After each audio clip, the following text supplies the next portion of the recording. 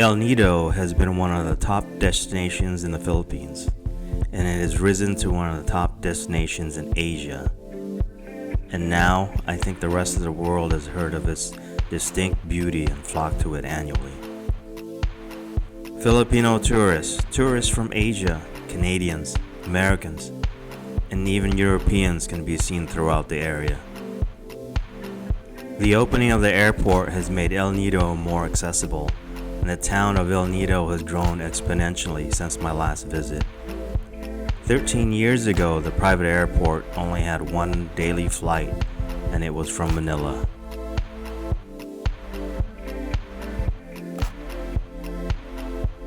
At that time, majority of the visitors had to fly into Puerto Princesa and take a 5-hour van ride to El Nido. These vans were piloted by kamikaze drivers with heavy lead feet.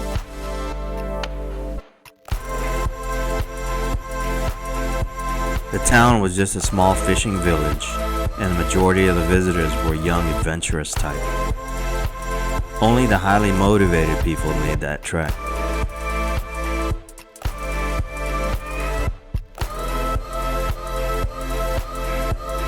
Now, the village is turning into a city surrounded by resorts that are popping up all along the coastline, even near the once lonely airport. The draw to El Nido isn't the town, but the beaches and unique islands nearby. There's so much to do and see here that they had to break it up into 4 tours.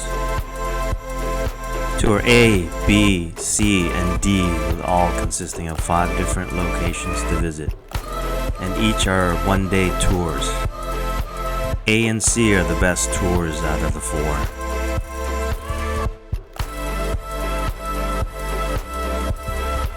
We decided to book a private speedboat tour rather than a traditional Filipino bangka boat that's commonly used on tours. The speedboat is much more expensive, but it allows us to get to the locations much faster. And I was able to split the cost with my sister, her husband, and my 2 nieces, so it made sense. It was so much faster, we were able to do the majority of tours A and C in one day.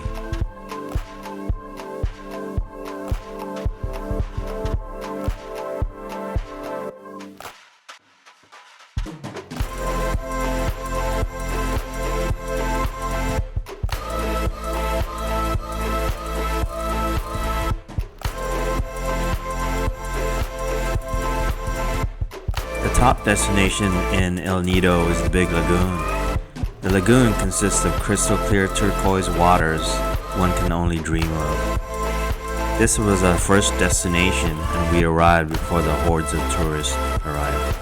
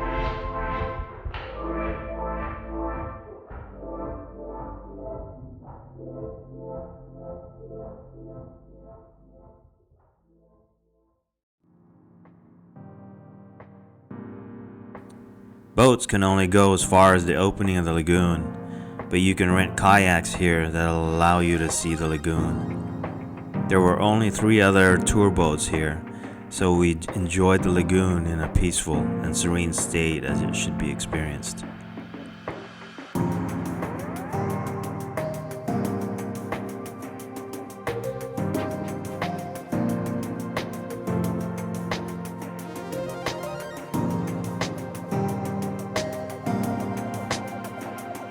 The soft limestone rocks can be easily manipulated by wind and rain, and it becomes Mother Nature's clay as the rock formations become a work of art. Caves and hidden lagoons are created. They dot the area here.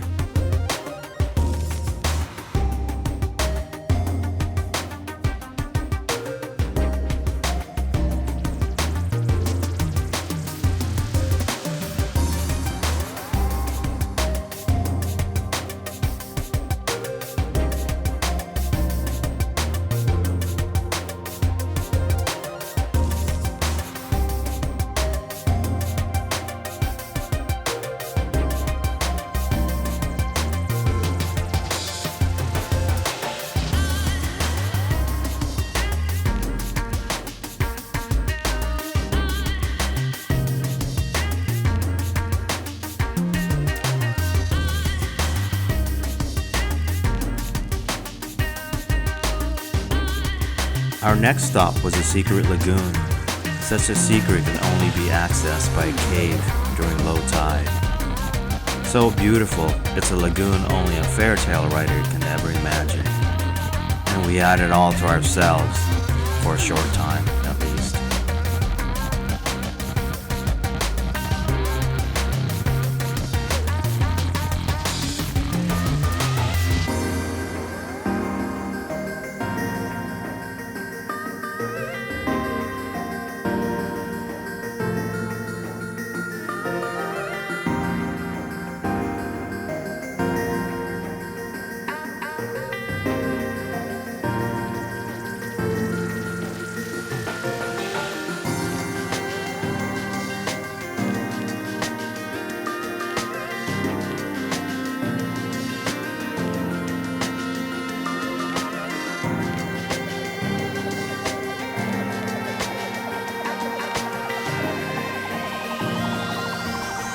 It's totally surrounded by high limestone cliffs, and the secret can only exit the way you came, through that cave.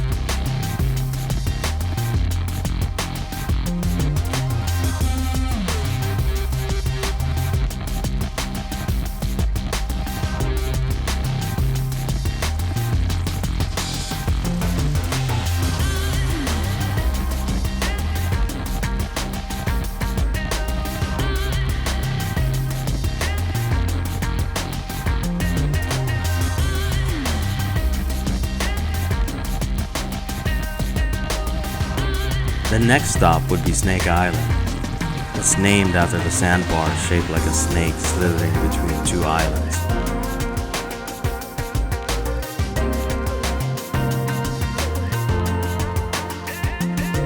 It's ridiculous how beautiful the waters are here, and it's become redundant for me to try to describe it. This location is actually part of Tour B, but I added it to our tour. Another benefit of our private speedboat tour.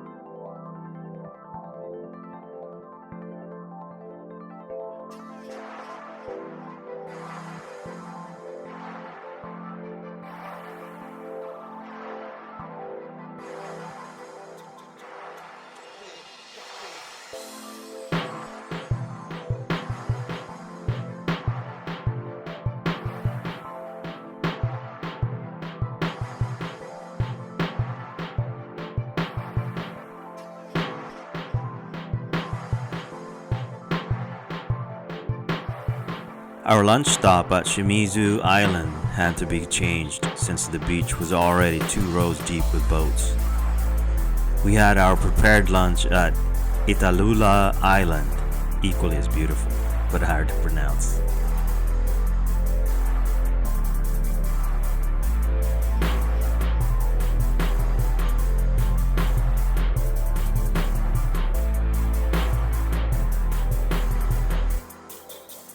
After we had our delicious lunch, it was time to get back on our intrepid tour.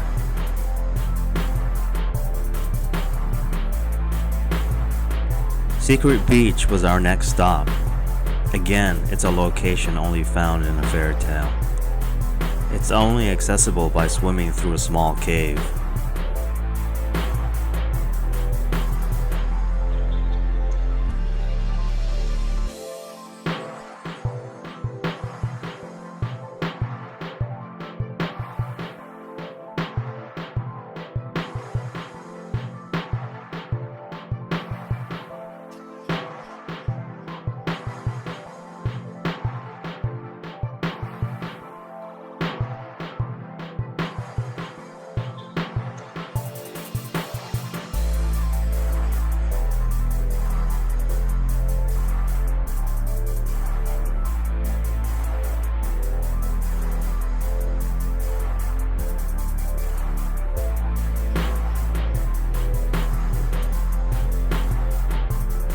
The beach is surrounded by high limestone cliffs that keep this beach a secret. The tide created the keyhole opening and brought the sand to this unique lagoon. The next stop isn't on any of the tours. It was something I requested. I wanted to go snorkeling. The guide chose a spot that was known for having turtles. The reef here was a little deeper, with depths of 30 to 40 feet.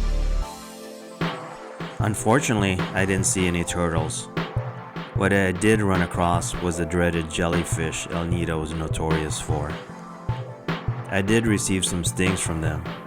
Fortunately, I was wearing a rash guard shirt that kept this to a minimum.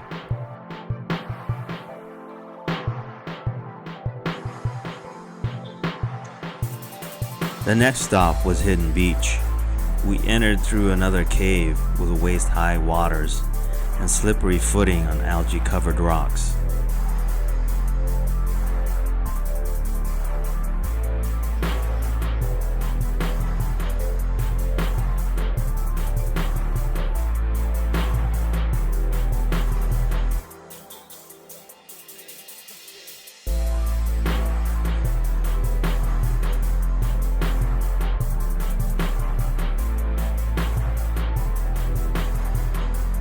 We later discovered there was another easier way to get to the beach. The guide just gave us a more adventurous route.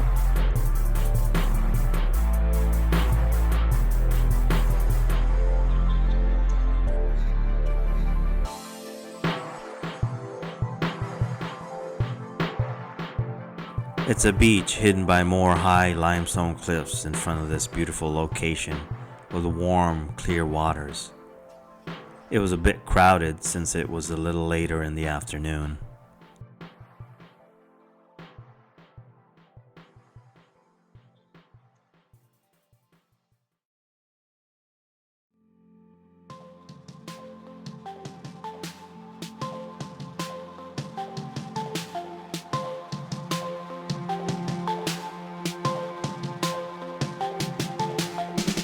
I did decide to skip a couple of stops.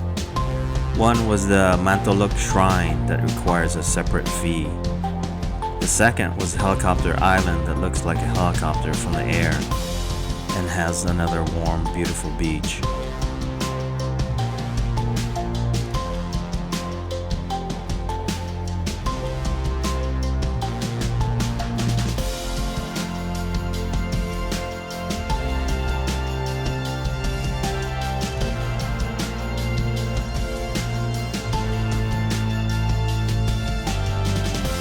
Our last stop would be Commando Beach, but I prefer to call it Thong Beach, since no one goes commando here, but there are lots of thongs walking around. I'll keep this portion of the video short, so I don't get an R rating.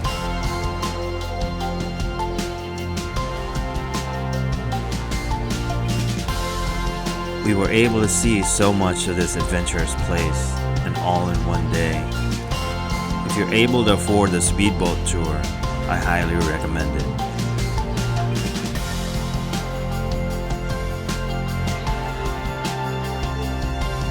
Next to Commando Beach, separated by a limestone cliff, is a beautiful semi-private beach by the name of Papaya Beach.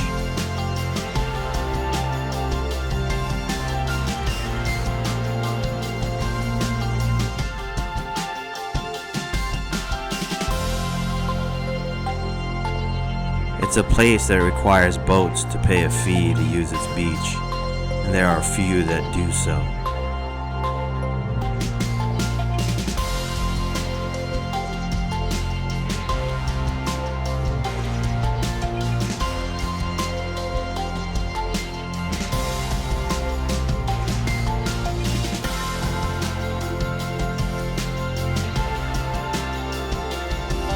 Our hotel in the town of Nido, the Funny Line Hotel, provides a free transfer to the beach, and for a fee, they'll even pack lunch for you.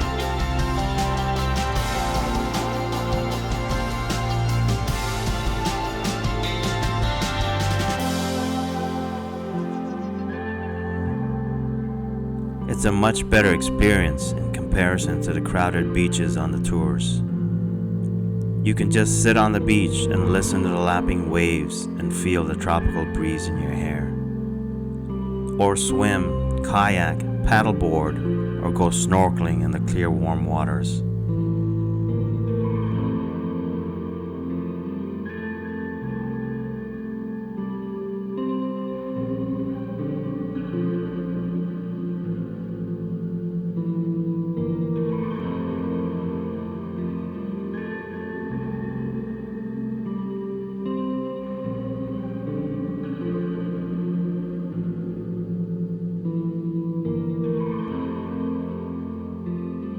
There's a beautiful reef in front of the beach, and it's filled with fish.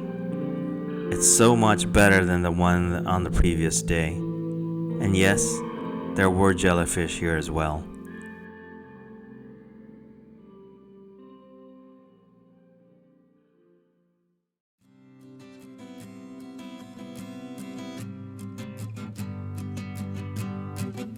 I even spotted one that was as large as a grocery store plastic bag.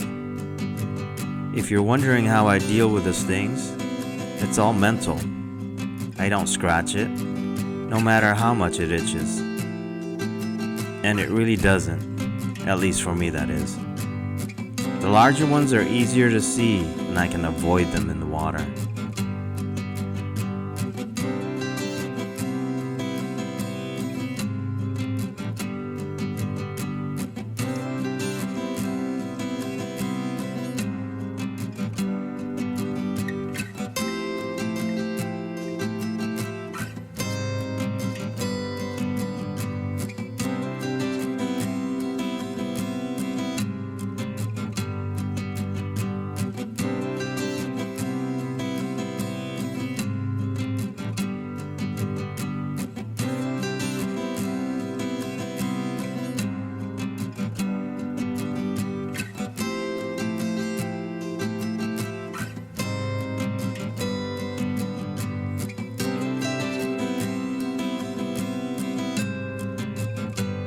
I also spotted a turtle as I was swimming back to the beach. The turtle's presence is proof that this reef is in great shape, and I hope it stays that way.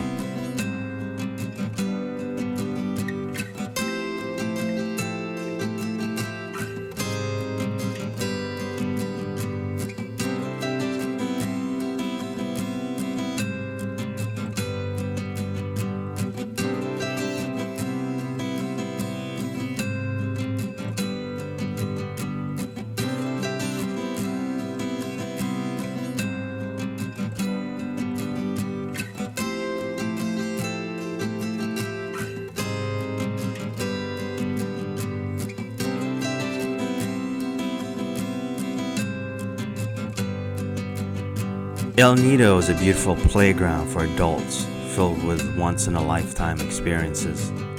Unless you're me, then it's twice-in-a-lifetime experiences. If I make it a third time, I hope it's less than 13 years before I return.